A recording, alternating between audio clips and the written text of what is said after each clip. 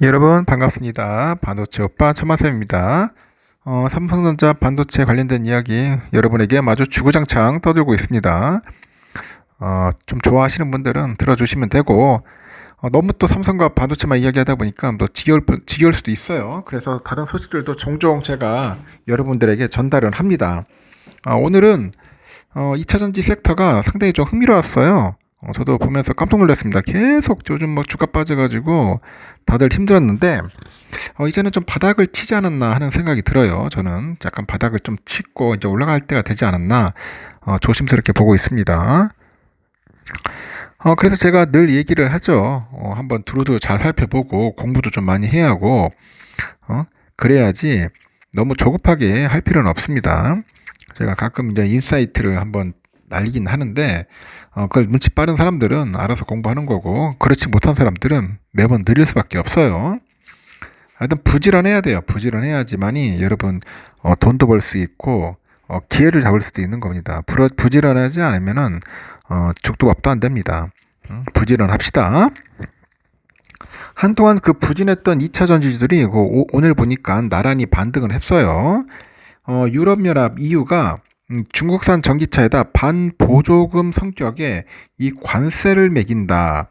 이런 소식이 들리면서 국내 2차 전지주들이 반사이익을 볼 거라는 그런 기대감이 커졌기 때문이다. 반보조금 성격의 관세를 매긴다. 근데 과연 이 중국산만 매길까? 유럽 애들이? 내가 볼 때는 한국산도 매길 것 같은데. 하여튼 이런 소식이 나왔어요. 에코프로머티는 유가증권 시장에서 13.96% 올랐습니다. 그래서 95,500원에 거래를 마쳤어요. 많이 올랐네요, 보니까. 주요 2차전지주 가운데 카루 상승률이 가장 컸습니다. 2차전지 대장주로 꼽히는 LG엔솔도 4.46% 올랐어요. 35만 1,500원에 장을 마감을 했고, 장중 한때 35만 9,500원까지 오르기도 했었습니다. 6.84까지 올라가더라고요. 6.8%까지 올랐다가 좀 뭐 빠졌지만 그래도 많이 올랐어. 이 밖에도 삼성 SDI가 3.57%, 에코프로비엠이 6.17%, 포스코 퓨챔 5.15%, LNF 2.21% 이렇게 올랐습니다. 그래서 하여튼 오르는 것도 잘 오르고 하여튼 뭐 기분 좋게 뭐 하여튼 즐거움을 안기도 좋습니다. EU가 다음 달부터 중국 전기차에다 본격적으로 상계 관세를 매길 것이다. 상계 관세를 매길 거라는 그런 외신 소식이 전해졌습니다. 국내 2차 전지들이 주가를 들어 올렸는데 이 상계 관세란 이 수출국이죠.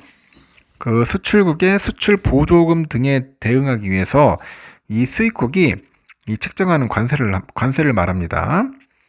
이 자세한 상계 관세율은 나오지 않았는데 업계에서는 EU가 그동안 불법 보조금 품목의 그 평균 19%의 상계 관세를 책정한 만큼 이보다 높은 수준을 관세를 매길 것이다. 그런 이야기를 하는 거죠. EU 지역은 중국 전기차 판매 비중이 높은 만큼 관세율 상승이 국내 업체들의 반사이익으로 이어질 가능성이 크죠. 유럽 운송 환경 연합에 따르니까 지난해 EU 지역에서 판매된 전기차 약 19.5%가 이 중국산인 것으로 이제 집계가 됐다고 합니다.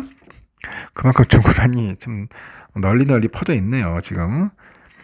전반적인 전기차 수요 부진에도 불구하고 현대차, 기아의 그 북미 전기차 판매가 비교적 양호하다는 소식도 2차 전지 투자 심리를 계산시키고 있는데 미래에셋하고 오토데이터에 따르니까 5월 북미 시장에서 순수 전기차 그 판매량은 전년 대비 11% 증가를 해가지고 11만 570대로 집계가 됐습니다.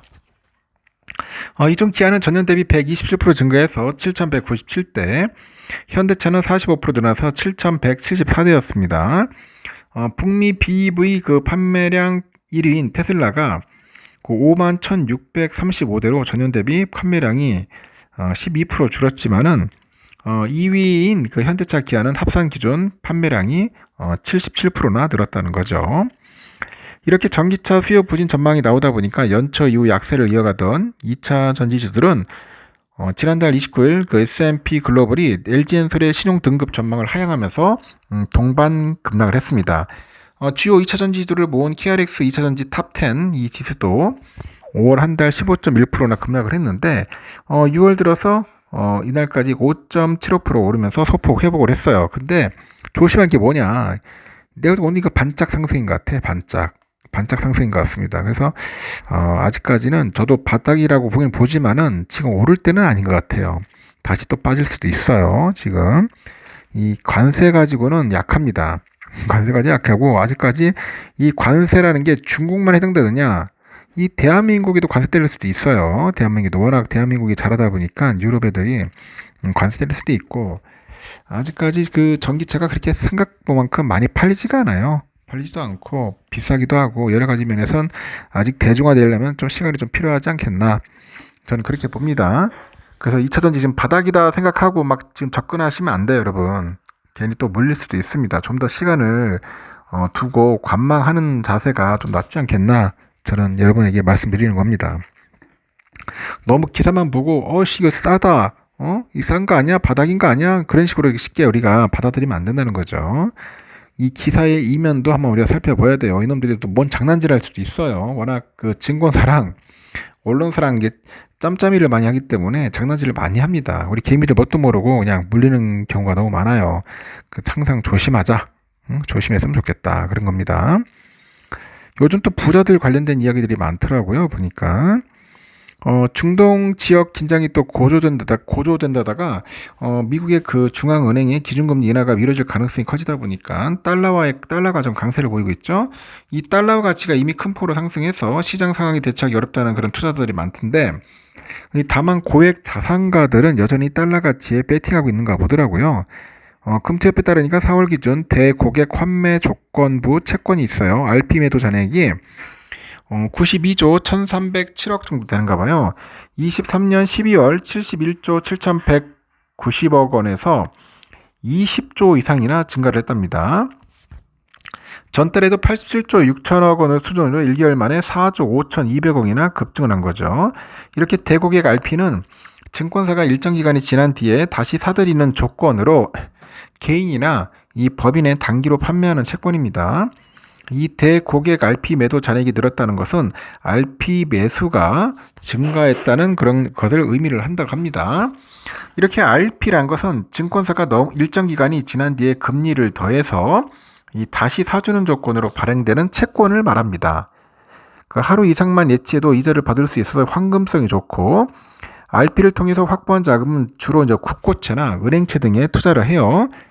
특히 달러와 강세로 달러 RP 상품에 대한 관심이 커졌다는 이야기인데 이 달러 RP 역시 미국 국채 등에 투자하고 이 수익을 되돌려줍니다.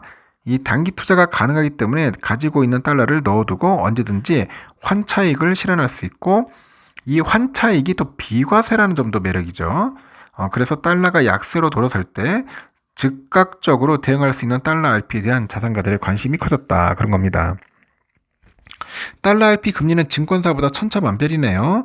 수시 입출금이 가능한 자유약정의 연수익률은 미래에셋이 4.2%, 한국투자증권 4.65%, 유진투자 4.2%. 하여튼 예금금리보다 높은 수준으로 형성되어 있다고 하네요. 이 달러 투자를 원하는 자산가가 늘면서 이들만을 위해서 우대금리를 얹은 달러 RP도 나왔고 최근에 NH투자에서 이 자사의 그 프라이빗 뱅킹 영업점 이용 고객한테 5.05%의 특판 금리를 적용하는 상품을 마련했다고 합니다. 개인 고객은 1억 원에서 5억 원까지 가입할 수 있다. 그런 이야기가 있으니까 혹시 달러 RP 관심 있는 분들 한번 공부하시면 좋을 것 같아요. 일단은 여기까지 하겠습니다. 참고하시면은 여러분에게 피가 되고 살이 될 겁니다. 더 궁금한 점은 한번 찾아보면서 공부하면 좋을 것 같아요. 여기까지 하겠습니다.